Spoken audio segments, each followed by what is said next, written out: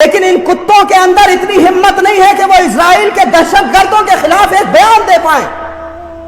دنیا میں اتنے اسلامی ممالک ہیں، مسلمانوں کے اتنے ملک ہیں،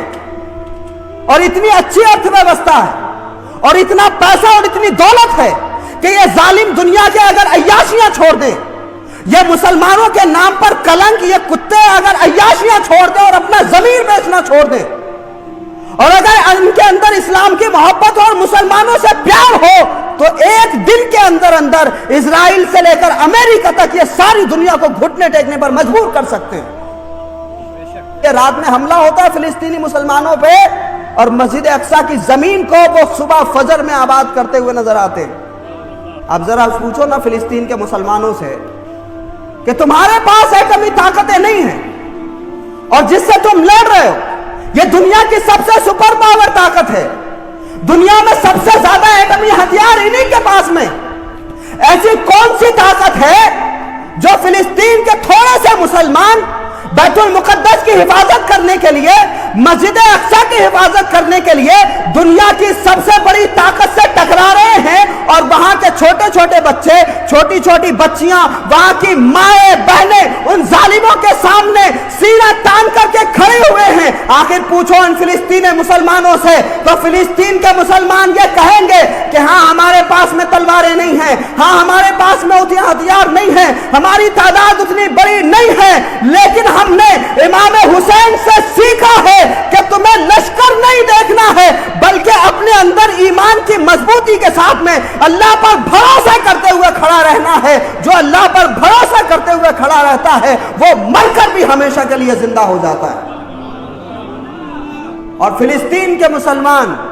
دنیا بھر میں یہ ثابت کر رہے ہیں، انہوں نے مولائے کائنات حیدر کرار سے بہادری اور استقامت سیکھی ہے، انہوں نے امام حسن سے حلم اور بردباری سیکھی ہے، انہوں نے جناب سیدہ فاطمہ الزہرا سلام اللہ علیہا کے سجدوں سے برکتیں سیکھی ہیں۔ اسی لیے رات میں حملہ ہوتا ہے فلسطینی مسلمانوں پہ،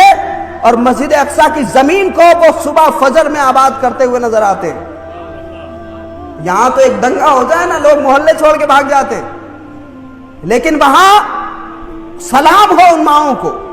سلام ہے ان بیٹیوں کو۔ مجھے تو ایسا لگتا ہے کہ وہاں مائیں بچے اسی لیے پیدا کرتی ہیں، بچہ پیدا ہو اور بیت المقدس کی حفاظت کے لیے قربان ہو جائے۔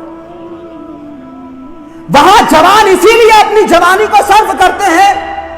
کہ ہماری جوانی بیت المقدس کی حفاظت کے لیے قربان ہو جائے۔ ہمارے یہاں تو ٹک ٹاک اسٹار پیدا ہوتے ہیں، ہمارے نوجوانوں میں تو عیاشی کا ایسا ماحول ہے کہ انسٹاگرام پر ناچنے کا ایک رواج ہے، لیکن فلسطین کے مسلمان ٹک ٹاک اسٹار نہیں بنتے، انسٹاگرام کے اسٹار نہیں بنتے، سوشل میڈیا کے اسٹار نہیں بنتے۔ امام حسین علیہ السلام سے جرأت اور بہادری سیکھتے ہوئے سینہ تان کر ان ظالموں کی توپوں کے سامنے کھڑے ہو کر کے اسلام کے ہیرو بنتے ہوئے نظر آتے ہیں۔ اور آپ دیکھو کہ کیا جذبہ ہے ان کا، ان کے حوصلوں کو دیکھ کر کے صحابہ اکرام کی قربانیاں یاد آتی ہیں، دل مچل جاتا ہے جب ہم دیکھتے ہیں کہ رات میں حملہ ہوا تھا اور صبح وہ وہاں فجر کی نماز ادا کر رہے ہیں۔ اور ضروری نہیں ہے کہ اگر وہ نماز ادا کر رہے ہیں تو ان کی جانوں کی حفاظت ہوگی، لیکن وہ یہ جانتے ہیں مارنے والے سے بچانے والا بڑا ہے۔ زندگی تو وہی ہے جو اس بیت المقدس کی حفاظت کے لیے قربان ہو جائے۔